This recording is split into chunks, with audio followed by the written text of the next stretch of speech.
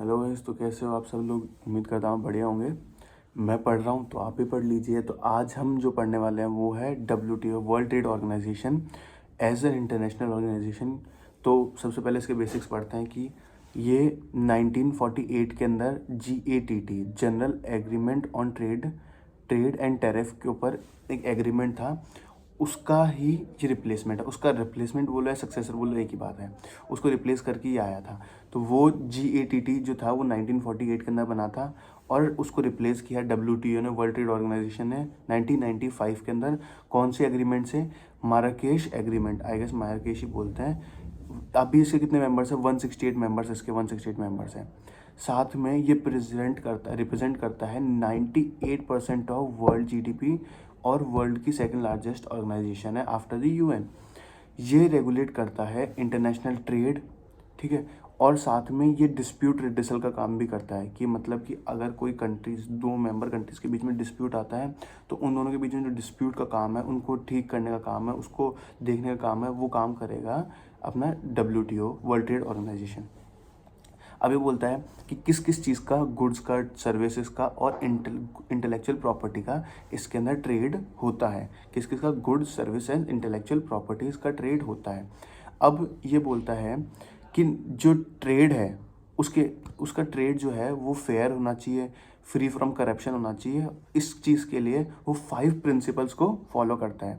किस चीज़ को? 5 प्रिंसिपल को फॉलो करता है। फर्स्ट प्रिंसिपल है नॉन डिस्क्रिमिनेशन। फिर उसके बाद है रेसिप्रोकेटरी। उसके बाद है रेसिप्रोसिटी। फिर उसके बाद है ट्रांसपेरेंसी। उसके बाद है binding and enforcing the commitments and उसके बाद है सेफ्टी वॉल्स। तो ये 5 पॉइंट्स हैं।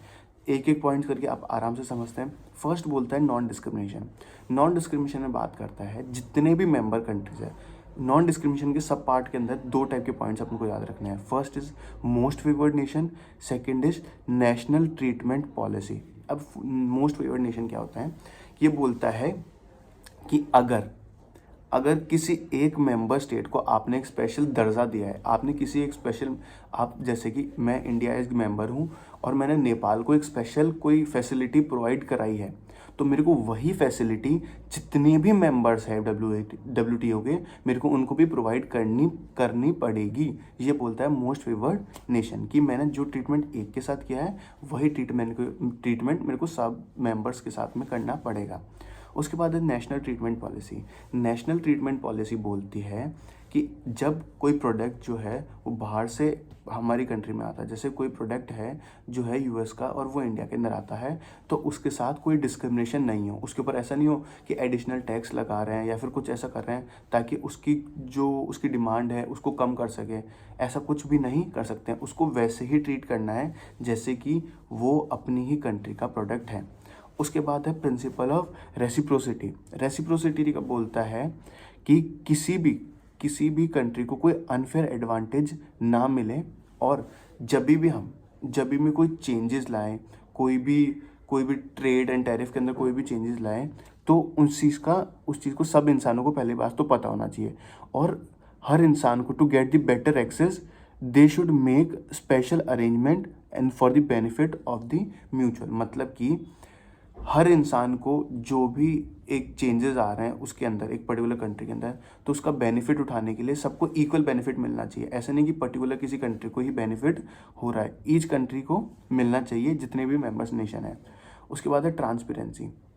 ट्रांसपेरेंसी बोलता है कि एक कंट्री किसी के साथ ट्रेड कर रहा है, कितना ट्रेड कर रहा है, उसकी ट्रेड की पॉलिसी क्या है, उसने कौन कौन से रूल्स एंड रेगुलेशन उस पर लगाए हैं, ये जितनी भी चीज़ें हैं, ट्रांसपेरेंसी होनी चाहिए, कंप्लीट ट्रांसपेरेंसी होनी चाहिए।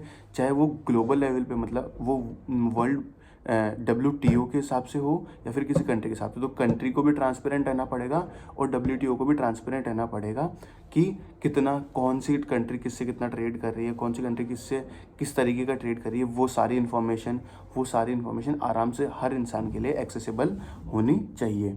उसके बाद आता है बाइंडिंग एंड एनफोर्सेबल कमिटमेंट। अब ये बोलता है कि अगर कोई कंट्री प्रॉमिस करती है कि मैं टैरिफ को कम कर दूंगी, या फिर वो प्रॉमिस करती है कि मैं इतना इतना टैरिफ लगाऊंगी इस प्रोडक्ट पे, और उसके बाद वो मुकर जाती है, तो ऐसा पॉसिबल नहीं है। उनका प्रॉमिस जो है वो एक लीगल एग्रीमेंट का काम करता है। उनका प्रॉमिस ही है लीगल एग्रीमेंट का काम है। मेरा वचन ही है, मेरा शासन वाला सीन है कि अगर आपने प्रॉमिस कर दिया तो वो एक लीगल एग्रीमेंट बन गया है, आपको उससे पीछे हट नहीं सकते। और ऐसा कोई भी डिस्प्यूट आता है तो उसका रेजोल्यूशन का काम करेगा WTO। और लास्ट में है सेफ्टी वॉल्स। अब सेफ्टी वॉल्स क्या है कि दो जो है कंट्री इंटरफेयर नहीं कर सकती इंटरनेशनल ट्रेड के अंदर अगर वो मेंबर है WTO की, मतलब ट्रेड एंड टैरिफ वगैरह जितना भी है वो डिसाइड करेगा WTO। बट अगर कंट्री बोलती है कि भाई मेरा इन्वायरमेंट ख़राब हो रहा है, कि भाई मेरे एनिमल्स की डेथ हो रही है, फिर भाई मेरी हेल्थ के पर दिक्कत आ रही है, मेरी कंट्री के लोगों की हेल्थ की दिक्कत आ रही है, तो वो कुछ सेफ्टी टैरिफ्स सिक्योरिटी लगा सकती है कि भाई मेरे को ये चीज़ नहीं चाहिए क्योंकि मेरे इसकी वजह से ये हो रहा है। तो ये सेफ्टी वॉल्स का पार्ट है कि कुछ स्टॉपेज लगाना है कि तुमको ये चीज़ नहीं चाहिए, क्यों नहीं चाहिए इसका रीज़न देना पड़ेगा। तो ये आता है सेफ्टी वॉल्स में। ये 5 प्रिंसिपल्स है WTO के, और ऐसे शॉर्ट के अंदर ये समझ लिया है भाई हमने WTO क्या होता है। बस नेक्स्ट वीडियो में मिलते हैं।